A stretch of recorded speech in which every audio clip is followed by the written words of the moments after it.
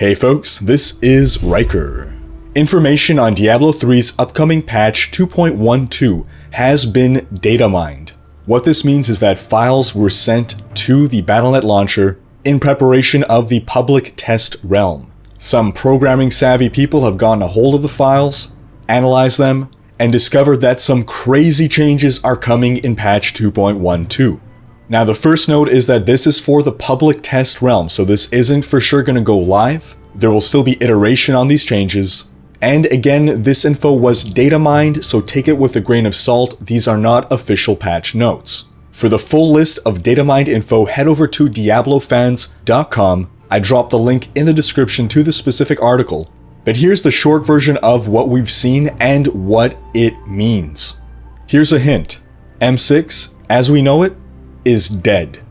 So from the data mining, we found some new textures, which include images for a new potion, several new belts, and 5 new legendary gems, as well as a bounty of new achievement images, and a few banner elements. So first off, a lot of the stuff that was stated at BlizzCon has been confirmed.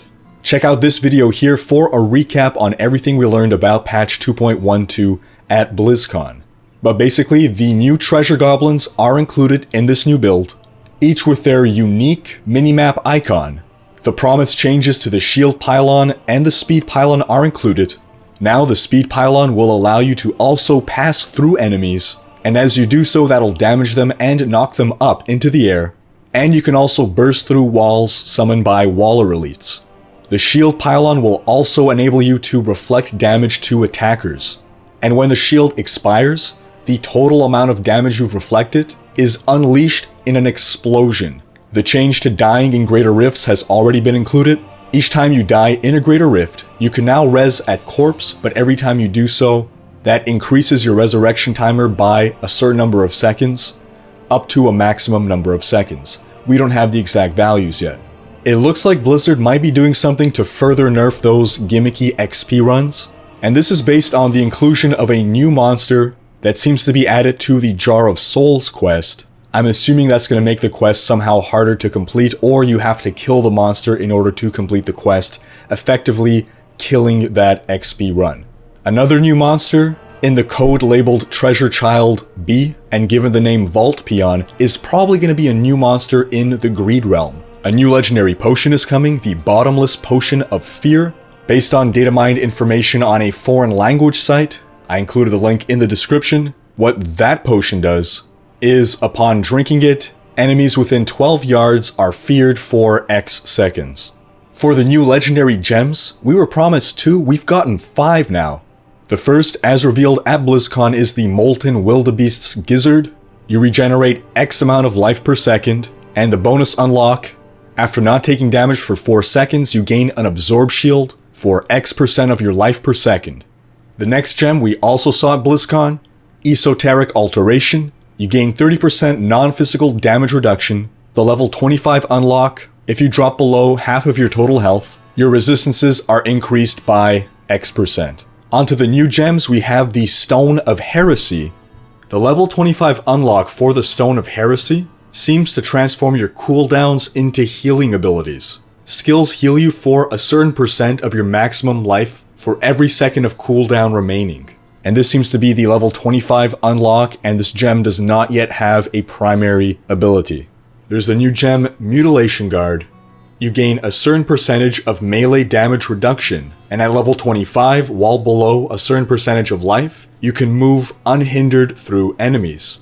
Another new gem, Shen's Delight. Your overhealing from life per hit and life per second are applied as an Absorb Shield for up to a certain percentage of your maximum life. This is a really cool mechanic, and this gem does not yet have a level 25 ultimate. The last new gem is called the Gem of Ease, and it seems to be a legendary gem targeted for leveling up alts. Its primary property, monster kills grant a certain amount of experience, and at level 25 unlock, sets the item's level requirement to 1. Another foreign site, glasscannon.ru, has some data mined images showing the 5 icons for treasure goblins, as well as updated art for Urshi. Basically, they just changed her face a little. It looks like upgradable jewels will be coming to weapons. which basically seems like some kind of legendary gem just for weapons, which would be awesome, because right now the only thing you put into a weapon is an emerald. And while there's been no other mention of new gems specific to weapons, this might actually mean that weapons are opening up as a slot for you to put in your legendary gems. There's also a bunch of new legendary rings with skill-changing effects, but we'll go over the skill changes before we touch upon those. The Demon Hunter and Wizard were the most affected, with the Barbarian and the Witch Doctor only getting one small change. For the Barbarian, the Vanguard rune for Frenzy received a buff to its move speed bonus, and for the Witch Doctor, the Poison Spirit rune of Haunt, rather than slow enemies, now makes enemies take 20% more damage from all sources. The Crusader was indirectly changed through the Templar, whose Inspire ability now only generates an additional 1 Wrath per second, down from 2.5 Wrath per second. The Wizard received some nerfs to Hydra. It seems the damage for every variant of Hydra has been nerfed by a huge percentage. There's some speculation that this is because Hydra will now, in the future, scale off your attack speed, which it presently does not. But now on to the Demon Hunter. Oh boy. Both the Ice and Fire Marauder build and even the Lightning Marauder build are dead. For the Lightning Marauder, the Night Stalker passive used to restore discipline on critical hits. The build needed this to maintain the discipline required for perma smokescreen. What this passive now does is make your primary skills generate an additional 4 hatred. To further destroy the build, smokescreen cooldown is now 3 seconds instead of 2 seconds. There are some other minor changes to different runes for different skills, which mostly seem to revolve around swapping out elements, but the next big change that kills the M6 build is that sentries have been entirely reworked. Sentries now seem to work off of charges. So first off, something that seems good is that sentry cost has been lowered to 20 hatred down from 30, and the cooldown increased from 6 to 8 seconds. I know this is sounding like a nerf right now, but you can now store charges of sentry, just like a Monk's Dashing Strike. So you can have a total of 2 charges stored at any time. In other words, rather than lay down a sentry and then wait a few seconds, you can lay down 2 sentries right away. And then the Custom Engineering passive also increases the maximum amount of sentry charges by 2.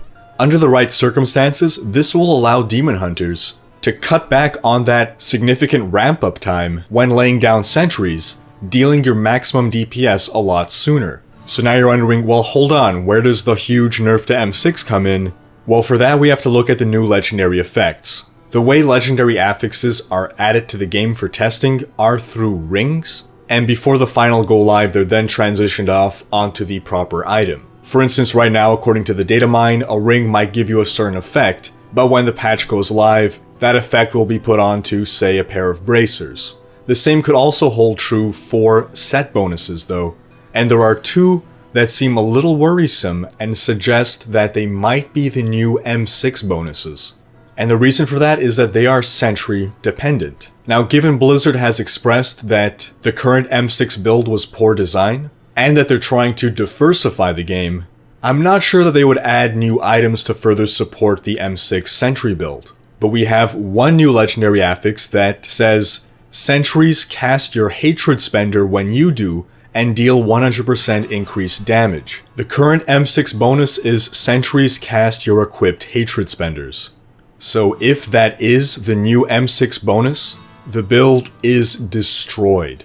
If it isn't, if it comes on a new item, which would be surprising, then it would serve to make the build a little more active, because now you would actually have a reason to shoot as well. But I'm not sure that it's worth sacrificing one of the current best in slot pieces for it. The other new unique affix is your generators. Elemental Arrow, Chakram, Impale, Multi-Shot, and Cluster Arrow deal X% increased damage for every active sentry you have.